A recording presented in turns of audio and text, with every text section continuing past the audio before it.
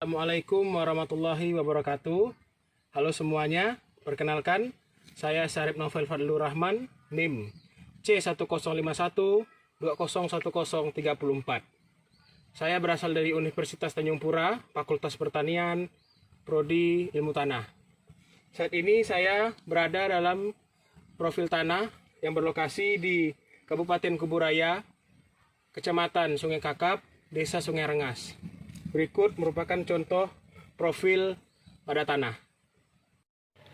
Pada gambar berikut, Anda dapat melihat lokasi titik koordinat daripada profil yang saya buat.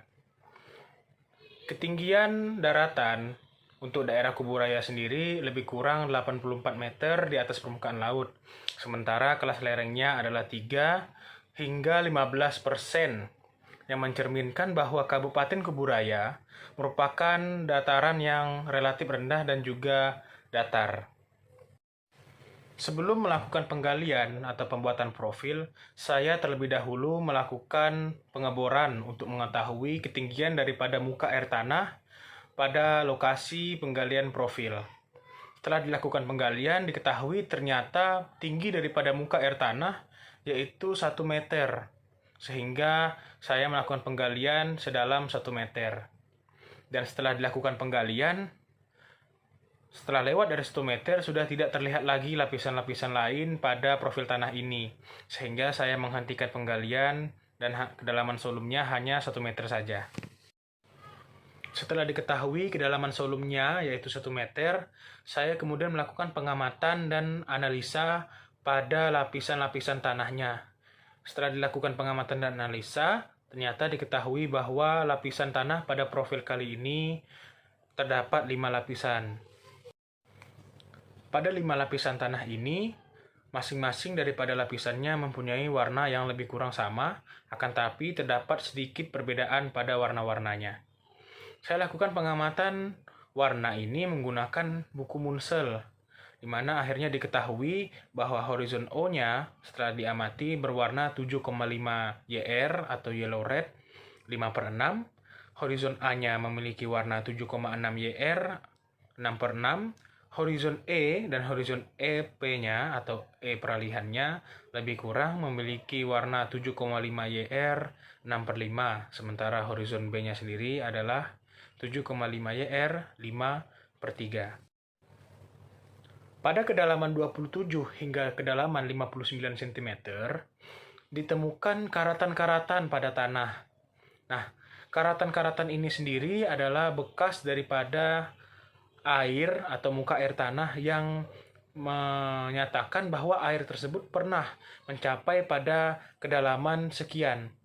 Nah, apabila kita lihat pada kedalaman 27 hingga 59 cm, terdapat karatan-karatan, artinya menunjukkan bahwa muka air tanah pada profil tanah ini pernah mencapai ketinggian yaitu 27 cm.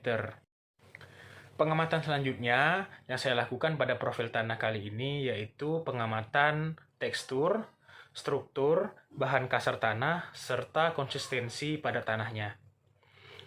Kemudian saya lakukan pengamatan tekstur menggunakan tangan. Diketahui bahwa tekstur tanahnya ini terasa liat berdebu, halus, serta juga terasa licin. Sementara untuk struktur tanahnya sendiri yaitu berstruktur liat serta menggumpal dan juga membulat. Tanah ini juga memiliki struktur yang pejal. Artinya tanah ini cukup solid serta tidak gampang ataupun tidak mudah pecah.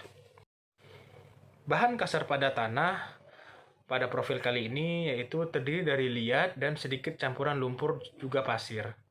Kandungan liat, pasir, serta lumpur ini dipengaruhi oleh jenis tanah yang merupakan tanah endapan dari erosi pada sungai ataupun muara, mengingat lokasi profil yang terletak pada dataran rendah serta berdekatan dengan sungai dan juga pantai. Konsistensi pada tanahnya, yaitu saat saya melakukan pembuatan profil, tanahnya cukup kering karena tidak terkena hujan dalam waktu yang cukup ataupun lumayan lama. Walaupun seperti itu, tanahnya tetap memiliki konsistensi yang cukup gembur, sehingga mudah ataupun tidak terlalu sulit untuk digali. Serta tanah ini sendiri punya unsur kelekatan yang lumayan tinggi. Pada profil tanah ini terdapat 5 lapisan ataupun 5 horizon yang berbeda-beda. Horizon tanah ini terdiri dari horizon O, horizon A, horizon E, serta horizon EP atau E peralihan, dan yang terakhir yaitu horizon B. Horizon O, yaitu horizon yang paling atas, memiliki ketebalan 9 cm, mulai dari ketinggian 0 hingga 9 cm. Horizon O sendiri merupakan horizon yang memiliki banyak unsur hara serta bahan organiknya pada tanah banyak terkumpul pada horizon O. Kemudian yang kedua ada horizon A. Horizon A memiliki ketebalan 22 cm dengan dimulai daripada kedalaman 9 hingga kedalaman 31 cm pada profil tanah. Horizon A adalah horizon yang banyak terkandung akumulasi bahan organik dan juga bahan mineral halus. Juga terdapat bekas pengolahan tanah pada horizonnya. Horizon ketiga merupakan horizon E, di mana horizon E ini mempunyai ketebalan 18 cm. Horizon E ini dimulai daripada kedalaman 31 hingga kedalaman 49 cm. Pada horizon E ini terjadi pencucian liat silikat, besi, aluminium, ataupun kombinasi-kombinasinya, serta bahan organik dan bahan-bahan lain pada tanah banyak tercuci pada horizon E ini. Warna pada horizon E ini juga terlihat lebih cerah daripada horizon A yang ada di atasnya dan juga horizon B yang ada di bawahnya. Yang keempat, ada horizon EP atau horizon E peralihan. Horizon EP ini adalah horizon peralihan daripada horizon E ke horizon B. Pada horizon ini terdapat ciri-ciri horizon E dan juga ciri-ciri horizon B, sehingga akhirnya disebut dengan horizon E peralihan. Yang terakhir, yang merupakan horizon kelima adalah horizon B, di mana horizon B ini terletak pada kedalaman 60 cm hingga ke bawahnya. Horizon B sendiri merupakan horizon hasil pencucian, di mana hampir semua bahan organik dan bahan mineral tanah itu terjadi iluviasi ataupun terjadi penimbunan-penimbunan di bawahnya, sehingga terlihat sekali timbunan-timbunan liat pada horizon B ini. Pada horizon O, terlihat warna pada tanahnya lebih gelap, walau tidak merata, dan teksturnya liat dan agak sedikit berdebu, namun terasa pasir juga. Bahan organik pada horizon ini merupakan horizon atas atau topsoil, sehingga mempunyai banyak sekali bahan organik di dalamnya. Terdapat juga banyak perakaran tanaman dan juga bahan organik daripada horizon O ini itu banyak tercipta daripada sisa-sisa tanaman yang gugur di atasnya yang kemudian membusuk. Ada juga bahan organik yang berasal dari proses pengolahan tanah seperti melalui proses pemupukan. Selanjutnya pada horizon A terlihat warnanya lebih cerah daripada horizon O.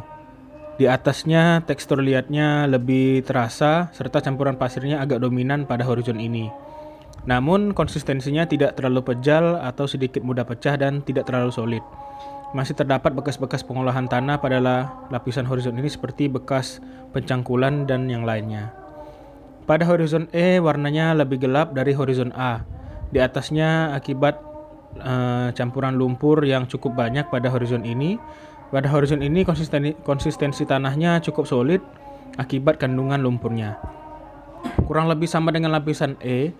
Pada lapisan EP atau E peralihan hanya terdapat sedikit perbedaan seperti warnanya yang lebih gelap karena kandungan liat dan lumpurnya yang lebih banyak dari lapisan E di atasnya. Konsistensinya lebih solid dan cukup sulit untuk pecah, serta bahan kasarnya terlihat dari lumpur dan liat yang cukup banyak dan strukturnya juga cukup menggumpal. Horizon terakhir yaitu horizon B adalah horizon pencucian dan banyak terdiri dari iluviasi atau pengendapan lumpur yang berwarna gelap. Pori tanahnya terlihat cukup kecil dari sini karena kerapatannya yang cukup tinggi. Teksturnya juga terasa sekali liat dan lumpurnya. Hampir tidak ada pasir pada horizon ini, serta pada horizon ini juga konsistensinya sangat solid sekali dan juga sulit untuk pecah saat dipegang ataupun dirasakan. Pengamatan selanjutnya yang saya lakukan adalah pengamatan daripada sisi pedogenesis tanahnya. Pedogenesis tanah ini apabila diamati dengan baik, mulai dari lapisan atau horizonnya, serta posisi dan juga lokasi profil, maka dapat disimpulkan tanah ini tercipta akibat endapan daripada liat, lumpur, serta pasir-pasir halus, hasil daripada erosi sungai ataupun parit-parit di sekitarnya. Nah, lumpur, liat serta pasir halus ini naik ke permukaan tanah saat muka air tanah meninggi, akibat fenomena daripada pasang surutnya air laut yang dari mana mengingat lokasi tanah ini sendiri yaitu berada di daerah Sungai Rengas, merupakan daerah pesisir yang sangat dekat lokasinya dengan pantai, sehingga pasang surutnya air laut sangat berpengaruh terhadap perkembangan tanah-tanah di sekitarnya. Dari hasil-hasil pengamatan yang saya lakukan, baik daripada warna, kemudian teksturnya, struktur, konsistensi, lapisan dan horizon, ditambah lagi dengan pengamatan daripada proses pedogenensisnya, dapat ditarik kesimpulan bahwa tanah ini merupakan tanah aluvial, yaitu tanah hasil daripada endapan lumpur yang biasanya terbawa karena aliran sungai. Nah, tanah-tanah aluvial ini banyak ditemukan pada bagian hilir-hilir sungai karena sisa daripada lumpur, liat, serta pasir halusnya itu terbawa dari bagian hulu sungai ke bagian hilir sungai. Baik, mungkin sekian teman-teman apa yang dapat saya sampaikan berdasarkan pengamatan yang saya lakukan pada profil tanah kali ini. Kurang lebihnya saya mohon maaf. Wabillahi taufiq wal hidayah. Wassalamualaikum warahmatullahi wabarakatuh.